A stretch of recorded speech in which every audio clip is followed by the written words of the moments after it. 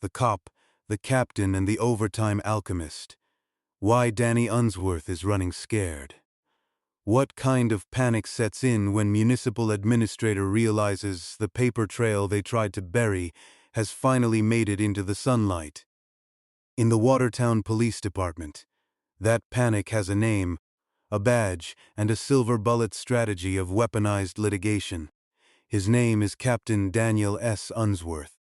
While much of the digital ink regarding Watertown's latest administrative scandal has focused on Officer Khalil Mafhoum, the former state police washout with a history of lack of candor findings and a four-marriage immigration resume, the real engine driving this train wreck is the department's tactical enforcers and courtroom shield, Captain Danny Unsworth.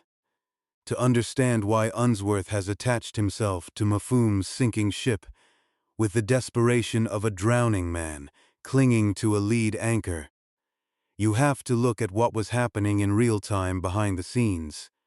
Unsworth was a finalist for the chief of police position in Belmont, Massachusetts.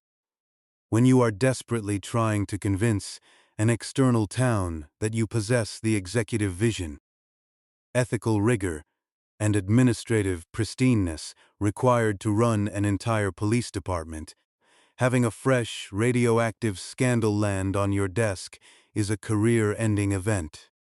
Unsworth didn't just rubber-stamp Mafhoum's background check. He anchored it. And when a persistent middle school teacher with an eye for grammar and public records started asking uncomfortable questions, Unsworth decided to take the harassment of the whistleblower to an absurd, cinematic level. The anatomy of a desperate command. The citizen taxpayers are footing the bill for the department's continuous legal settlements. Just a few years ago, Donahue v. Watertown cost them over $4 million. So who, exactly, is running the Watertown's credibility laundromat? Let's look at the timeline of Captain Unsworth's personal investment in Khalil Mafhoum. Why is Unsworth so invested in helping Mafhoum court shop and re-adjudicate a Manchester, New Hampshire court loss? Because if Mafhoum's multi-state residency shell game is exposed, the background check Unsworth oversaw becomes a textbook case of negligent hiring. Why was Unsworth personally escorting Mafhoum out of state jurisdiction to a West Roxbury court? Because standing shoulder to shoulder in a courtroom is the visual definition of the thin blue circle in action, using the state's weight to shield a compromised asset. Why would Unsworth prefer Mafhoum commit bank fraud over perjury? Because a false residency affidavit signed under penalty of perjury for a federal mortgage is merely a paper trail, whereas an admission that Mafhoum lives 58 miles away in New Hampshire utterly destroys the 10-mile municipal residency rule and invalidates his entire employment contract. Why was Unsworth so bothered that government officials were contacted? Because when 23 emails land on the desks of city councilors, the city manager, the post commission, and Homeland Security, they all bounce right back to the man in charge of vetting, training, and internal compliance, Captain Danny Unsworth. He doesn't have time for that. He's busy applying for chief of police positions. Talk about awful timing. The whistleblower was digging this all up at the same time. Danny was a finalist for the Belmont chief of police position. Dan's sales pitch to the Belmont Select Board was that he'd providing cops with better trainings. What would Belmont think of Danny taking a PTSD-suffering former trooper and making him a health and wellness trainer? Maybe they will be impressed and think it is groundbreaking innovation. Hey guys, this is your new trainer, Officer Khalil Mafhoum. The MSP fired him for lying and civil rights violations. He'll teach you what not to do. You're in good hands. Don't worry. He only said he has PTSD in court because he was trying to sue the state police. He's really a paragon of mental health.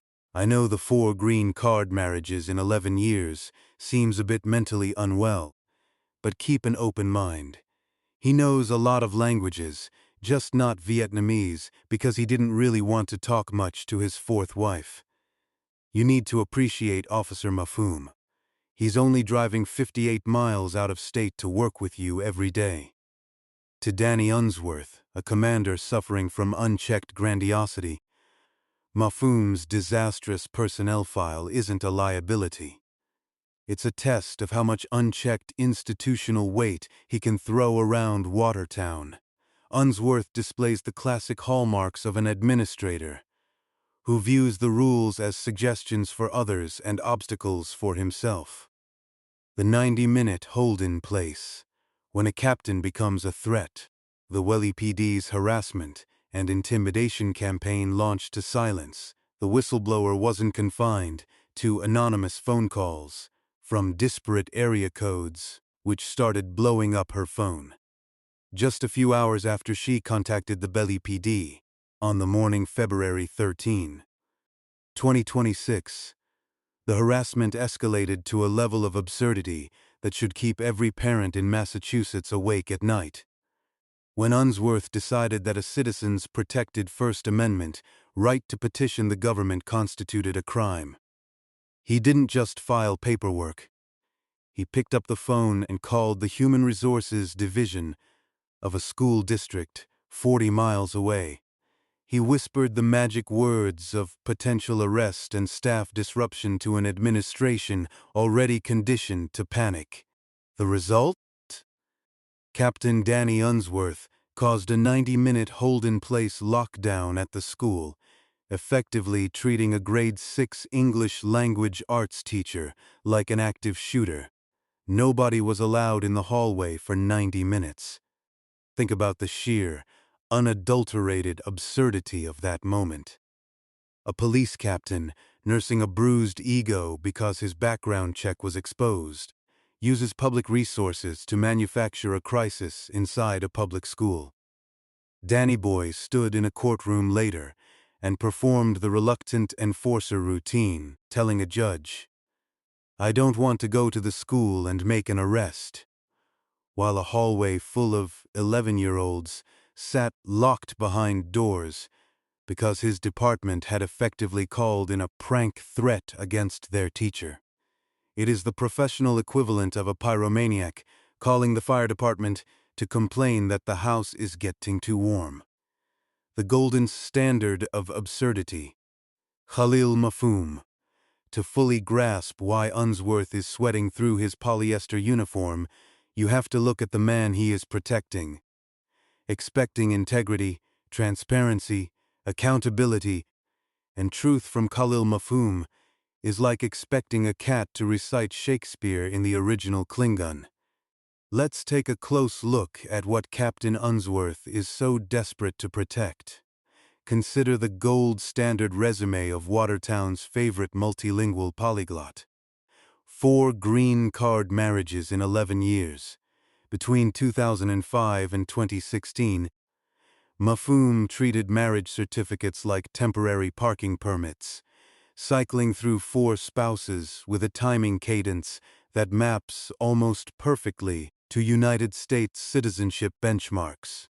The cruiser crash cover-up, fired from the Massachusetts State Police in 2018 for hiding an on-duty cruiser crash from his superiors, attempting to broker a shady street deal body shop fix with the civilian he hit, and displaying a total lack of candor, the PTSD paradox. Mafum simultaneously claims that the Massachusetts State Police gave him debilitating PTSD while operating as an active-duty, wellness, and defensive tactics trainer for the Watertown Police Department. The 58-mile commute.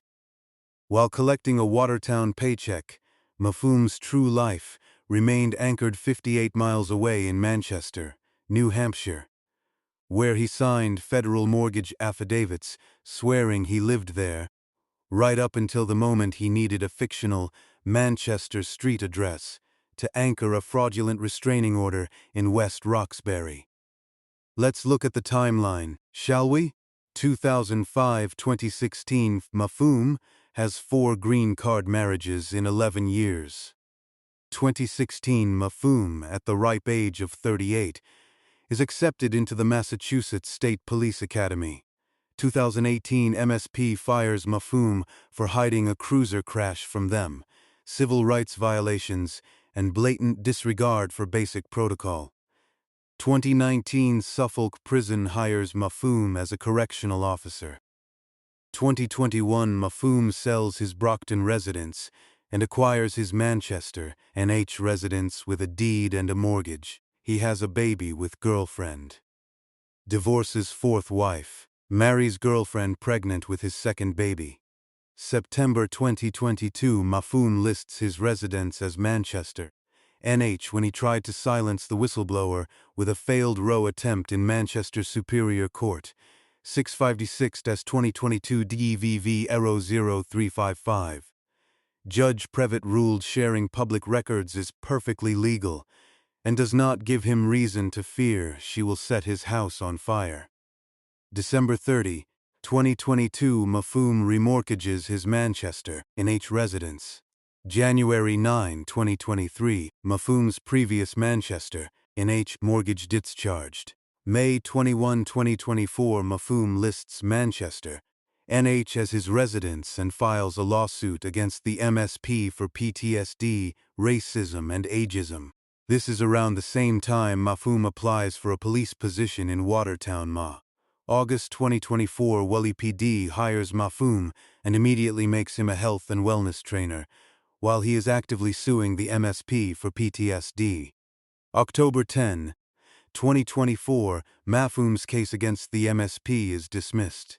February 13, 2026 whistleblower contacts WPD about hiring former trooper fired for lying and civil rights violations.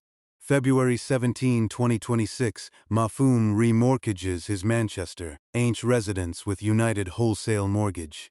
February 19, 2026 Belmont names Dan Unsworth as one of 3 finalists for the Chief of Police position. February 26, 2026 morning Mafhum's old mortgage of his Manchester NH residence is discharged because he refinanced it on 2/17/2026. February 26, 2026 afternoon Mafhum and Unsworth, in uniform and on duty, head to West Roxbury, Massachusetts for a sympathetic judge. They both tell Judge Garner that the whistleblower is mentally unwell.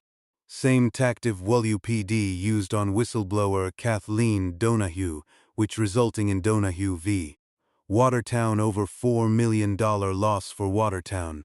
Mafhum tells Judge John Garner Mafhum lives in W. Roxbury on Manchester Street. Doesn't exit in W. Roxbury. Mafhum says he and 5th wife fear the whistleblower will burn their house down. Judge Garner gives him a temporary order, listing her to have no firearms, no direct or indirect contact with Mafhum, and to stay 100 yards away from his work and residence, not listed in row. March 1, 2026 whistleblower contacts Watertown City Council, W. Roxbury Magistrate and CC's General WPD email address. This what Captain Unsworth cites as one criminal violation of the temporary row. March 5, 2026, Captain Unsworth causes a 90-minute hold-in-place at a middle school 40 miles away by calling the school district's HR and suggesting he could arrest her at her school for harassing an officer. March 13, 2026, Mafhum admits at the 2-party hearing that the whistleblower has not contacted him in 2026, 2025, 2024, 2023. Dan Unsworth, in uniform and on duty, admits to contacting school district March 18, 2026 at final hearing, attended by Mafhum and Unsworth, on duty in uniform W. Roxbury Judge John Garner vacates the temporary order forthwith because the whistleblower is not engaged in harassment.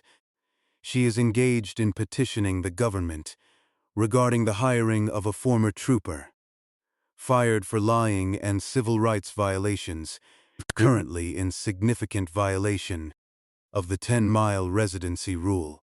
March 23, 2026, Belmont. Ma announces Shane C. Smith as their new police chief.